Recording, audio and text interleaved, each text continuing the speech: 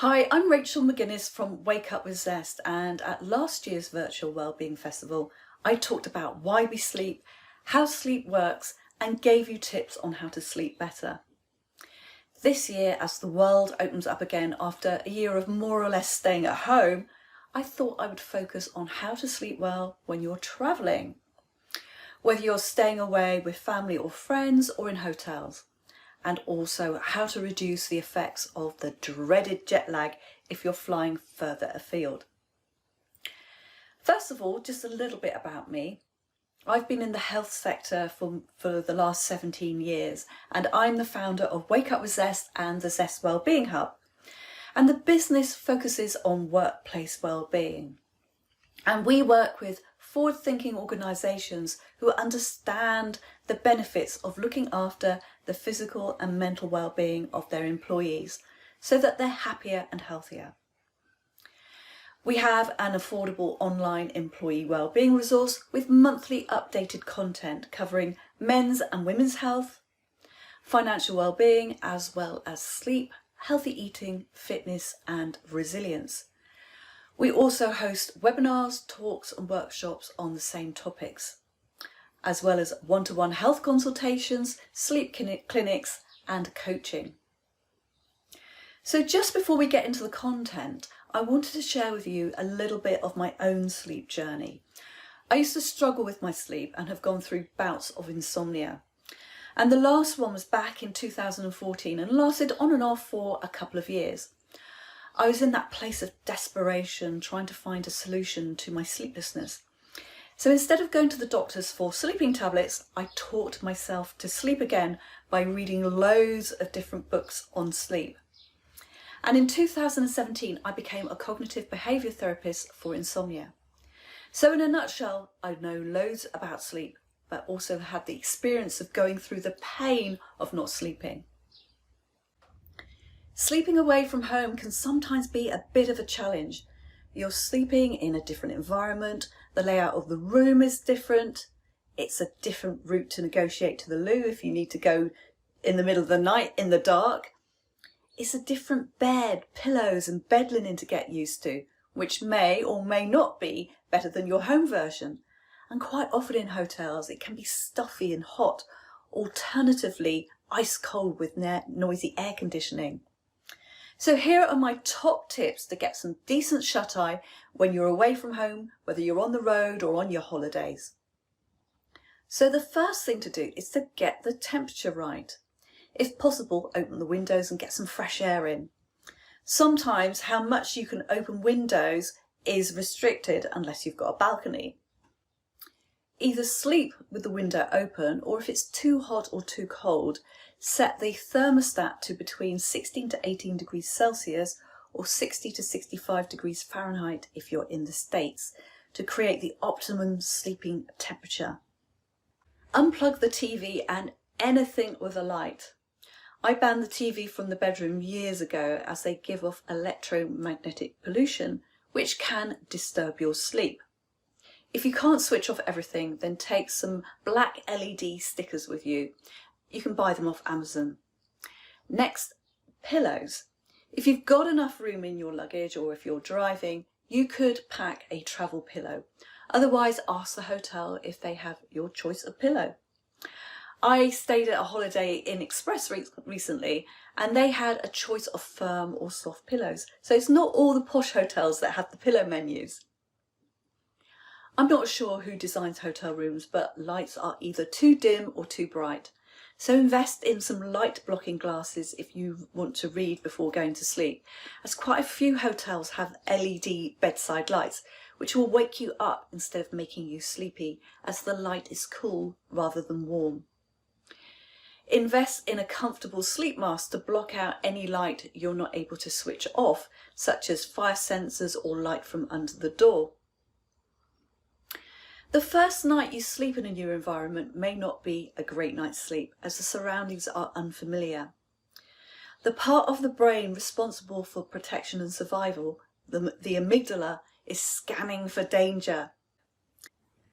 Remember, everything is different. It looks, feels and smells different. Plus you've got new noises to contend with too. So it's sensory overload. I always put a couple of drops of lavender oil on my pillow at home, and I do the same when I'm away and travelling. It adds familiarity to my environment.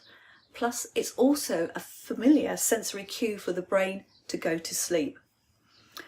Also, I never ever travel without earplugs, because depending on where you're staying, you could have noisy neighbours, there could be doors slamming from people coming back late or getting up early, or the noise outside.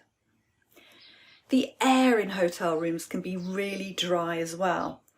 To get some more humidity into the room, put a damp bath towel over the hotel room ironing board and place it under the air conditioning or heating duct. And that should add some moisture back into the air. But you may have to ask for spare bath towels. It's so easy if you're travelling for work for your hotel room to look like the cross between a part-time office and a jumble sale.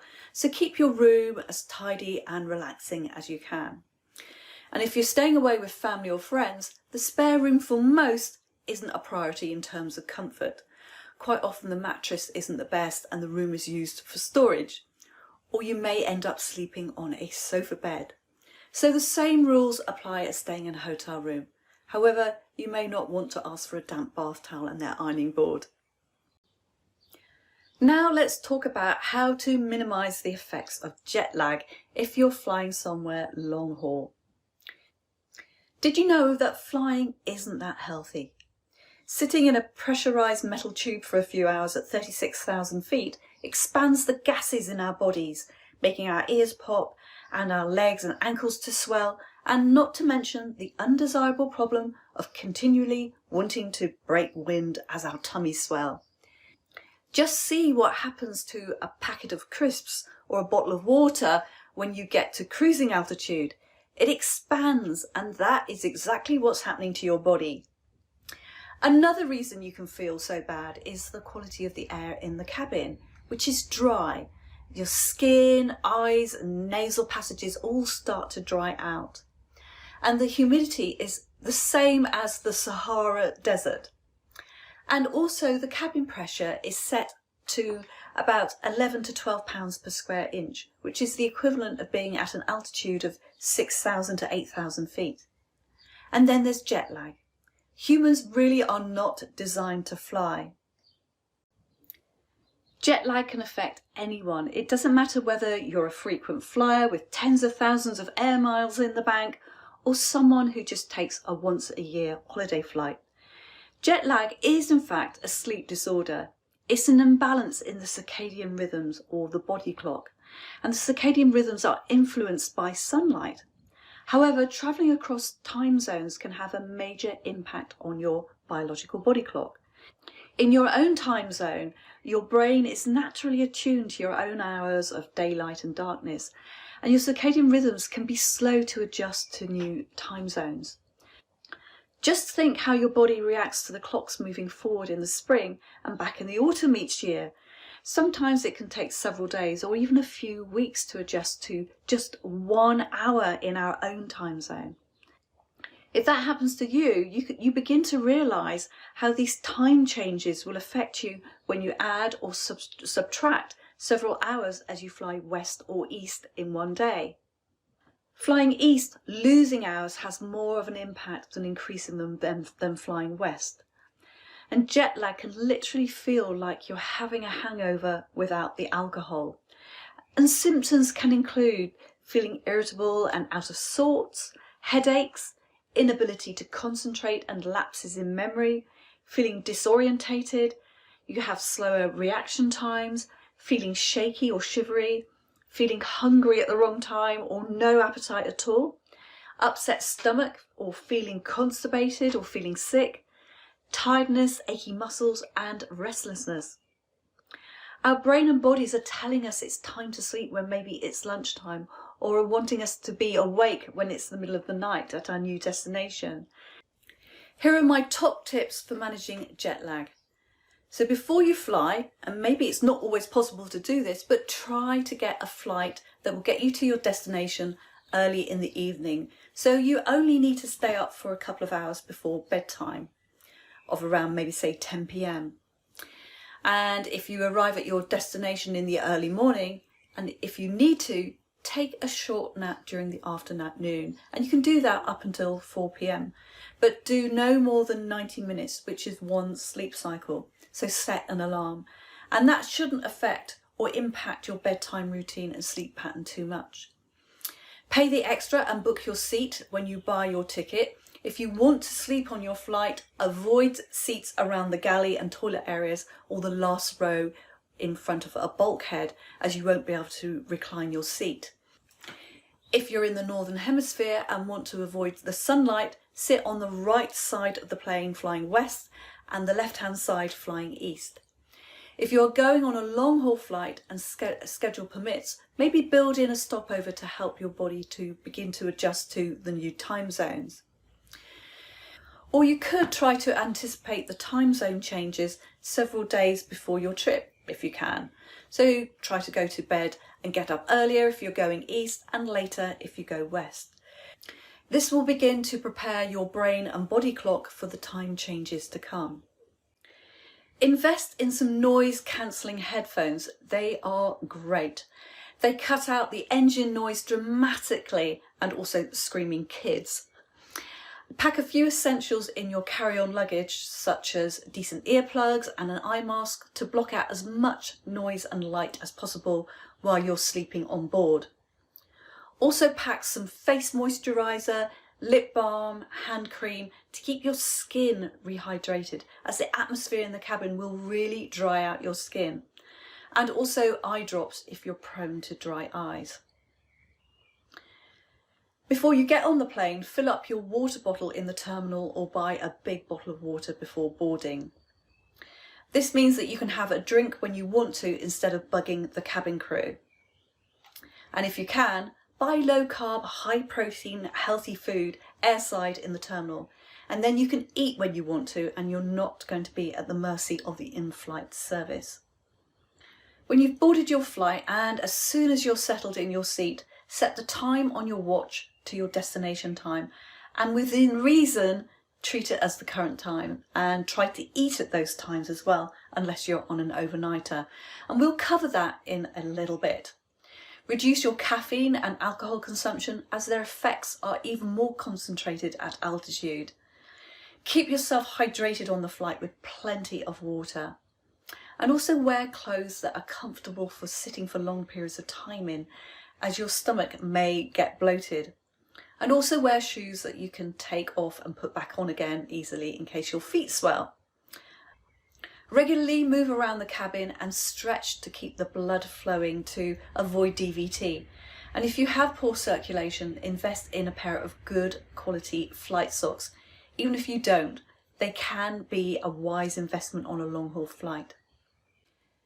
If your stomach is feeling really bloated and is painful, it's probably full of wind. So go and decompress in the loo. You will feel a lot better afterwards. And the passengers seated next to the loos probably won't have heard you over the noise of the aircraft engines, or are probably wearing those lovely noise cancelling headphones. If you're flying at night, have a good lunch before your flight, low carb if possible, and avoiding caffeine and alcohol if you can. Make sure you drink lots of water before your flight so that you're well hydrated. Moisturise your face and hands and then go to sleep as soon as possible after boarding, avoiding all in-flight entertainment and temptations, which means earplugs in or noise cancelling headphones on and eye mask on. Have your water bottle handy if you wake up thirsty. If you're fortunate enough to fly business or first class, you'll be able to lie flat to sleep. If you aren't, then buy a travel pillow or something to support your neck and prevent your head lolling forward as you sleep. It also prevents the dribbling and snoring. A drop of lavender oil on your pillow will help, but don't put too much on or else you'll stink out the whole cabin.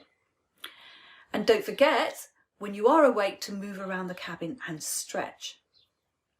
On your arrival at your destination, if it's daytime when you arrive, try and get outside in the daylight for a while. It's a great way of adjusting and regulating your body clock. Go for a walk or for a run to get your blood circulating again, and do some stretching exercises to get rid of all those kinks you'll have from the flight, and also to reduce drowsiness. If you've arrived early in your destination and are feeling sleepy, grab a nap of no more than 90 minutes up until 4 p.m. local time, so as not to disrupt your sleep later. And eat all your meals at your destination time. At night, have some sleep-inducing snacks and drinks available to have before you go to bed, or if you wake up in the night and feel hungry and disorientated. Things like bananas, almonds, oatcakes and milk all contain high levels of tryptophan, which make melatonin your sleepy hormone. Chicken and hummus are also good, but probably not so pleasant to eat in the middle of the night. If you wake up in the night, then read for a bit or maybe do some stretching. I've always found doing a bit of yoga and then eating half a banana usually sorts me out. If you're flying west to east, this is hardest on the body clock, and you're looking at possibly 1 day recovery time for every time zone crossed. So for example, flying from New York to London is 5 hours time difference, which means 5 days recovery.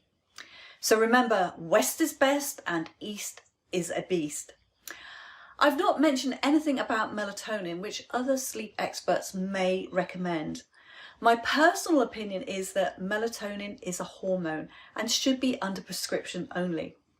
So if jet lag is a problem and you're a frequent long-haul flyer, then go and see your GP, who may prescribe melatonin or sleeping tablets. Finally, happy travelling wherever you end up going, either for holidays or work. So I hope you've enjoyed this video, and here are my contact details if you want to get in touch with me. Thanks for watching.